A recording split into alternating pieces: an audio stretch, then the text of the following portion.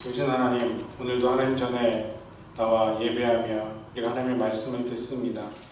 인간의 말이 아닌 하나님의 말씀으로 들려지게 하시고 성령께서 오시고 이 시간 우리의 마음을 주장하셔서 우리의 마음속에 하나님의 말씀이 뜨겁게 일어날 수 있도록 인도하여 주옵소서.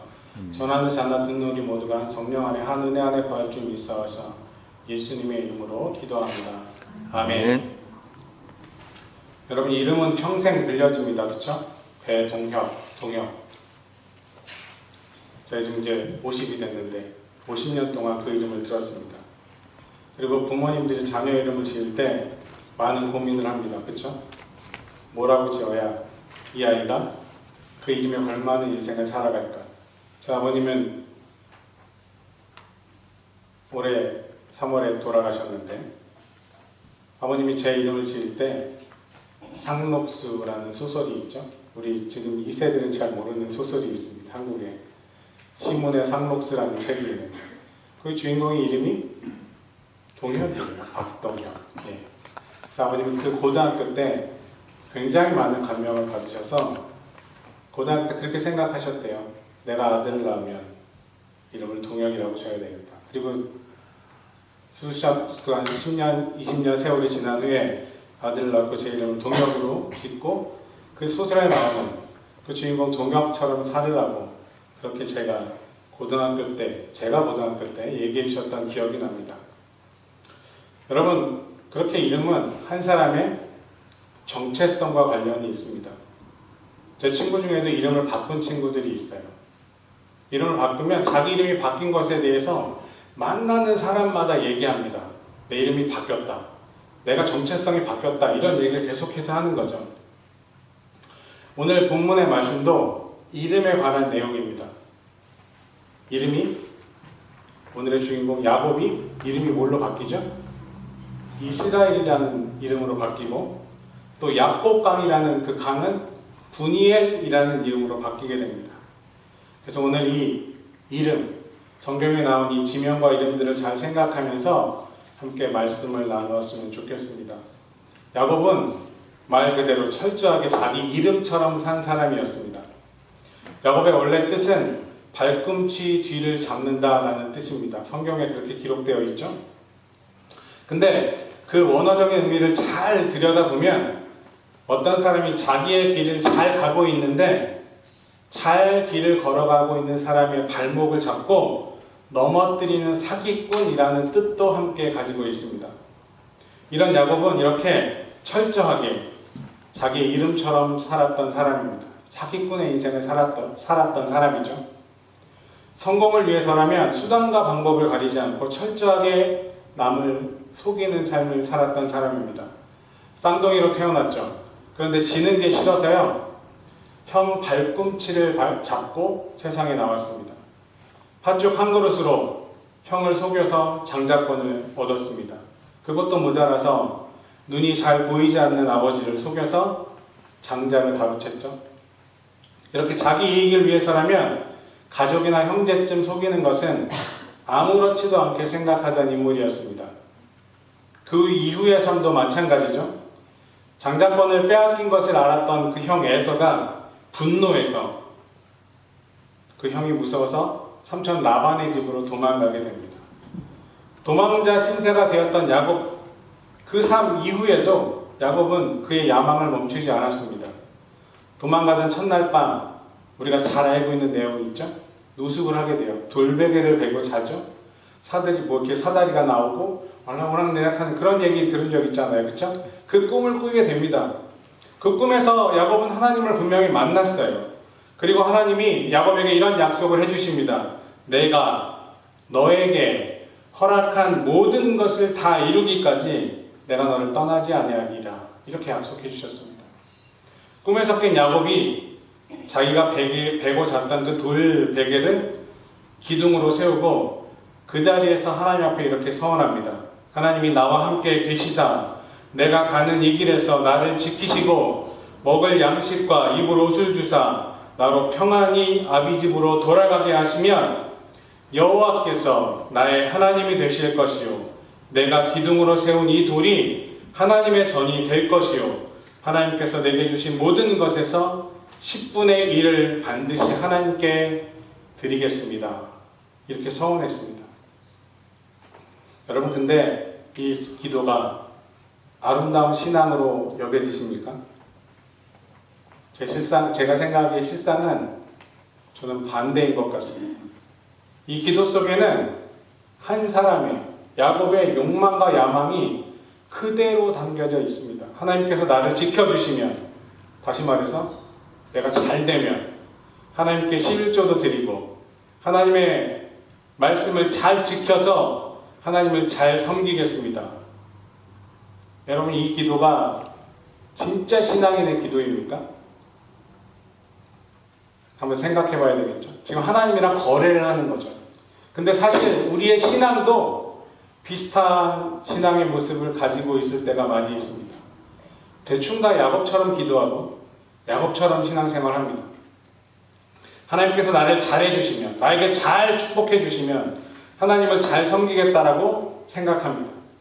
하나님께서 복 주시고 축복 주셔서 물질도 많이 축복받으면 그때 헌금도 좀 많이 하고 봉사도 하고 헌신도 하겠습니다. 소위 말해서 부자 되면, 시간이 좀 나면 그때부터 잘하겠습니다. 이런 마음이 우리 마음속에 늘 있습니다.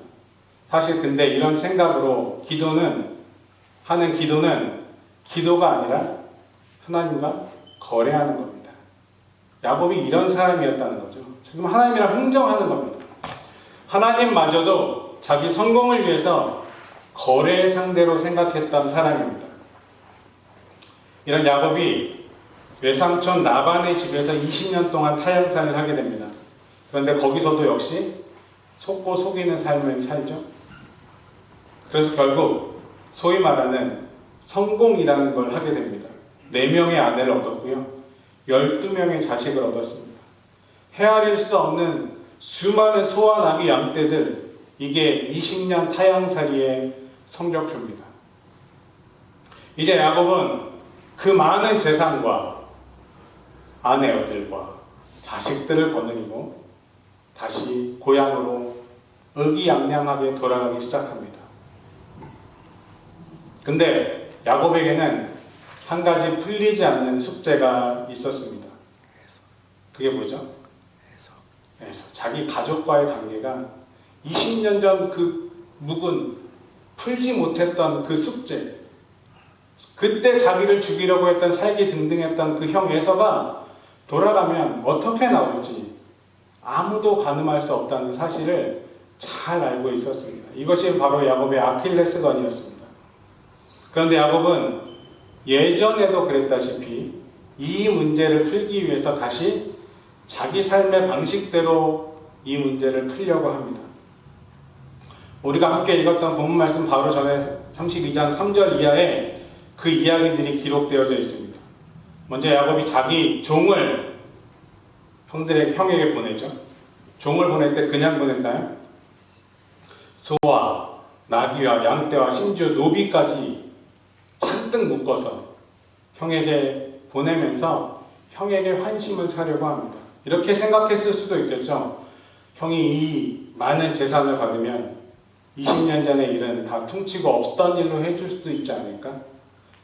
돈으로 안 되는 게 세상에 어디 있겠어? 이런 생각을 분명히 했을지도 모르겠습니다. 그런데 현실이 어땠죠?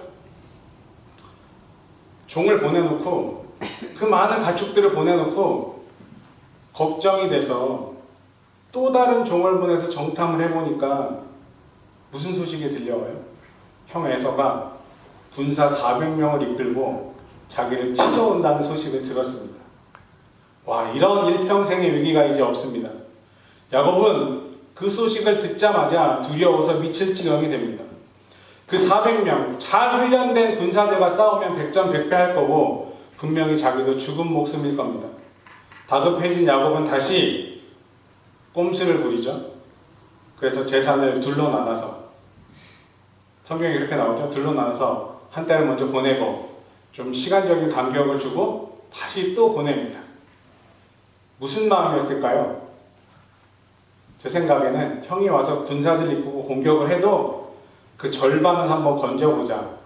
그런 마음이 분명 있었을 겁니다. 그리고 그렇게 보내고 난 다음에 32장 9절 이하에 나오는 이런 기도를 합니다. 하나님, 당신의 은혜로 정말 이렇게 많은 축복을 받았는데 지금 형 에서 나를 죽이려고 군사를 끌고 나에게 오고 있습니다. 하나님, 당신께서 내 족속으로, 내 자손으로 바다의 모래와 같게 하시겠다고 약속하지 않으셨습니까? 이제 와서 나를 죽이시면 어떡합니까? 하나님, 나를 좀 살려주십시오. 나를 좀 건져주십시오. 이렇게 기도했습니다. 이렇게 기도해도 마음속에 두려움이 사라지지 않았습니다. 그래서 다시 또 인간적인 방법이 동원되죠. 형 에서에게 보낸 뇌물이 너무 작았던 것 같은 마음에 형의 화를 더 풀어주기 위해서 더 많은 뇌물을 보내야 되겠다 생각하고 그 뇌물의 양을 줄입니다. 암염소가 200마리, 수염소가 20마리, 암양이 200마리, 수양이 20마리, 젖나는 약대가 30마리, 암소가 40마리, 황소가 10마리, 암나귀가 20마리, 새끼가 20마리. 여러분, 지금도 이 정도 가축을 가지고 있으면 재벌 소리 들을 것 같습니다. 그렇죠? 팔면 얼마나 많은 돈을 얻겠어요? 돼지 한 마리 얼마예요? 엄청나죠. 돼지가 100마리만 있어도 엄청난 부자래요. 근데 이 정도 양을 형 에서에게 다시 뇌물로 보냅니다. 물론 한꺼번에 준 건 아닙니다. 야곱이 어떤 사람인데 그걸 한꺼번에 보내주겠습니까? 처음에 암염소, 수염소, 다음에 암양, 수양. 왜 중간이라도 형이 화가 풀리고 종을 보내서 내가 너를 용서했다, 우리 다시 만나서 잘 풀어보자, 이런 전가를 받으면 보내지 않은 가축은 잘 자기가 케어해야지, 이런 마음이 분명히 있었을 거예요. 그래서 차례차례 상황을 보면서 뇌물들을 보냅니다. 그렇게 뇌물을 받다 보면 형이 한결 마음이 누그러질 거라고 그렇게 생각했던 것 같습니다. 근데 이렇게까지 했는데 여전히 마음속에 두려움이 사라지지 않습니다. 여러분, 이게 야곱이 자신의 일생일대 문제를 해결하기 위해서 지금까지 보였던 야곱의 심경 변화, 이게 성경에 잘 기록되어져 있습니다. 우리가 이 지점에서 분명히 잘 기억해야 할 게 있습니다. 우리가 아무리 인간적인 방법으로 문제를 해결해 보려고 노력해도 우리의 방법에는 분명히 한계가 있다는 사실입니다. 인간적인 방법으로 우리가 무언가를 아무리 노력해서 해결해도 우리의 마음속에서 두려움과 답답함을 절대로 걷어낼 수 없다는 말입니다. 그래서 야곱에게 남은 방법이 이제 하나 남았습니다. 그게 뭐죠? 하나님하고 해결하는 거예요. 온전히 하나님하고 해결할 방법이 남았습니다. 하나님께 완전히 엎드리는 거죠. 그 외에 다른 방법이, 자기가 해볼 수 있는 모든 방법을 썼기 때문에 이제는 남은 방법이 없어서 하나님을 찾습니다. 더 이상 물러설 곳이 없는 그곳에서 하나님을 붙잡으려고 노력합니다. 이제 그곳이 어디예요? 야복강가. 야복강 나루는 강물이 정처 없이 흘러가는, 그렇게 아무렇게나 흘러가는 그런 삶의 지점이 아니라는 거죠. 인간적인 지혜나 꼼수가 통하지 않은 막다른 골목이 되어버렸습니다. 그곳에서 하나님을 만나지 못하면, 하나님과 해결하지 못하면 자기는 곧 죽게 될 겁니다. 희망이 없는 그 강물 앞에서 야곱이 무릎 꿇습니다. 그리고 절망 속에 숨어 계신 하나님을 찾기 시작했습니다. 야곱은 그 기회를 놓치지 않았고 그렇게 밤이 새도록 기도로 하나님과 투쟁합니다.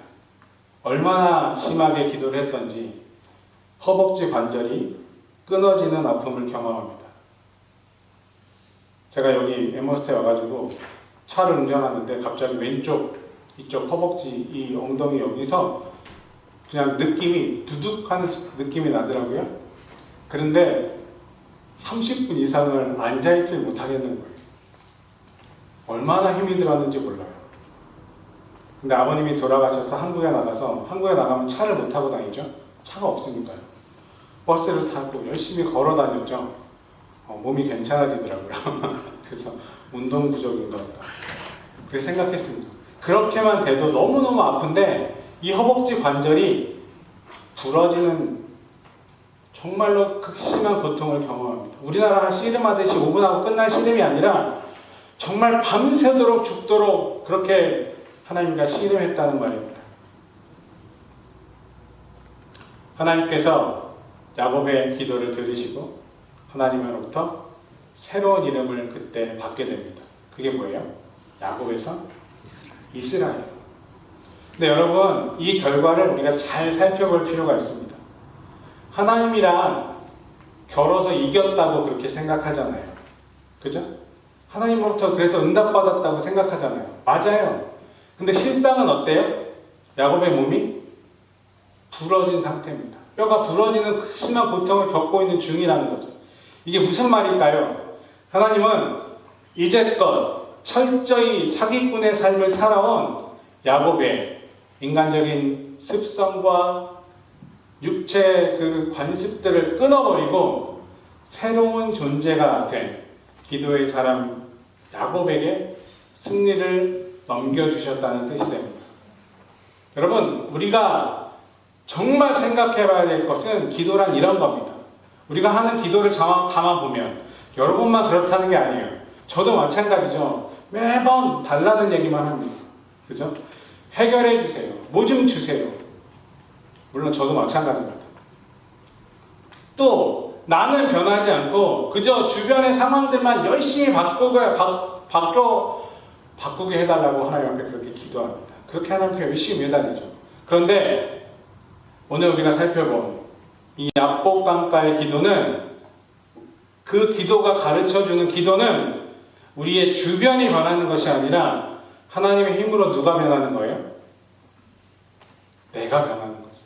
하나님이 우리의 육체의 식성을 끊어버리실 정도의 고통을 주시더라도 내가 변해서 내가 변화되는 것을 하나님 앞에 보여드릴 수 있을 때 하나님이 나에게 승리를, 해결의 방법을 넘겨주신다는 뜻이 됩니다. 여러분, 하나님의 힘으로 내가 변하는 데 기도의 초점이 있습니다. 내 자신의 방법을 포기하는 데 초점이 있습니다. 야복의 기도가 사기꾼 야곱을 부러뜨리자 절망의 자리였던 야복이라는 그 야복강이 이름이 뭘로 바뀌죠? 분이엘이라는 곳으로 이름이 바뀌었습니다.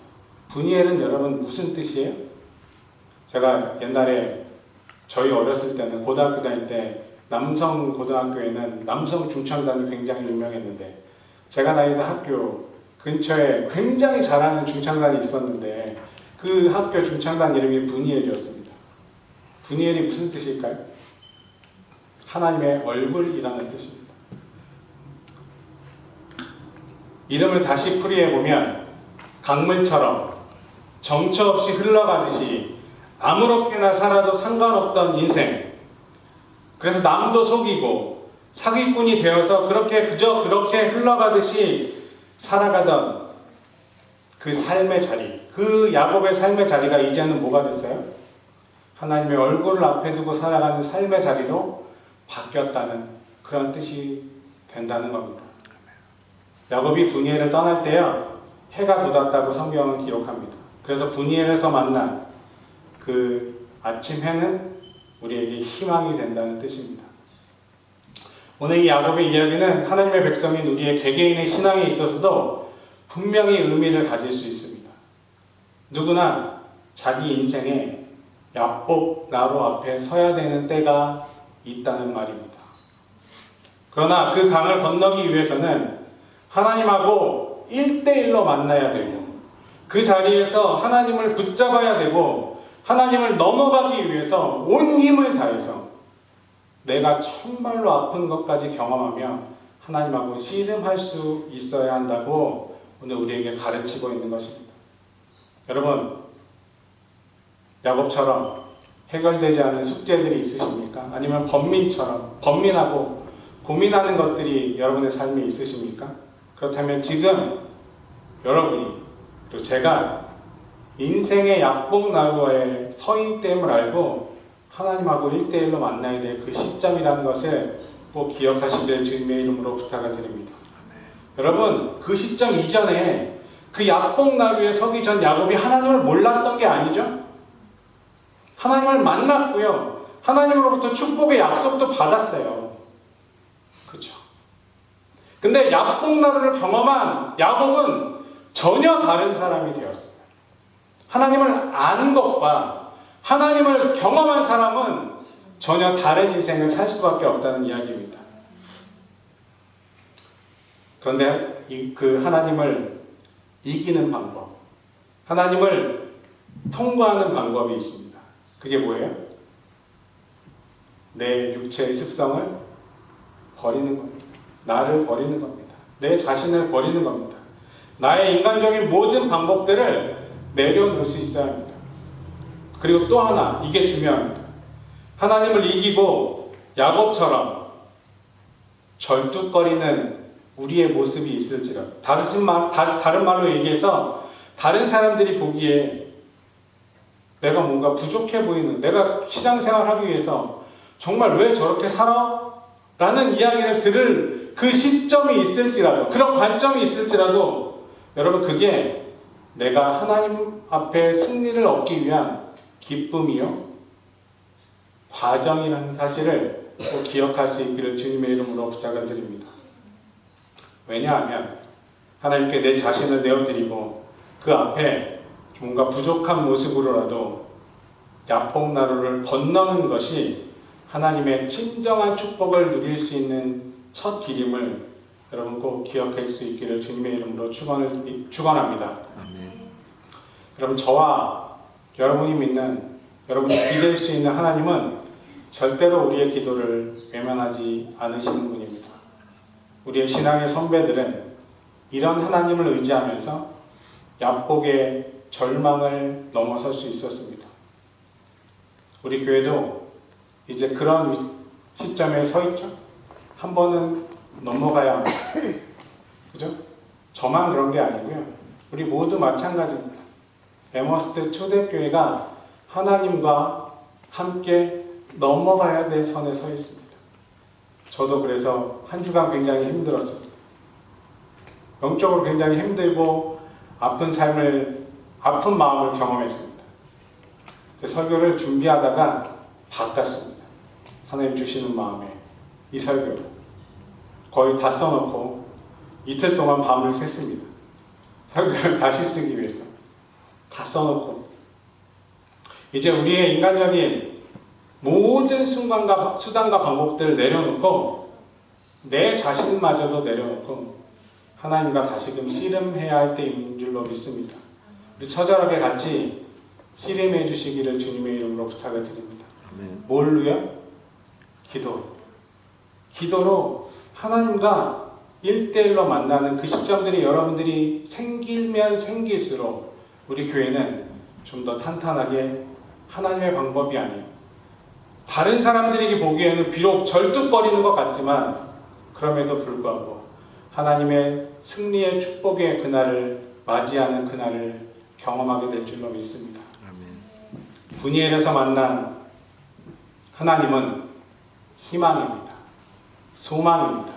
그 소망의 하나님, 아침 해가 솟아오르는 그 분이엘을 우리의 삶에서, 우리 교회의 삶에서 다시 한번 경험할 수 있기를 주님의 이름으로 축원합니다. 기도하겠습니다.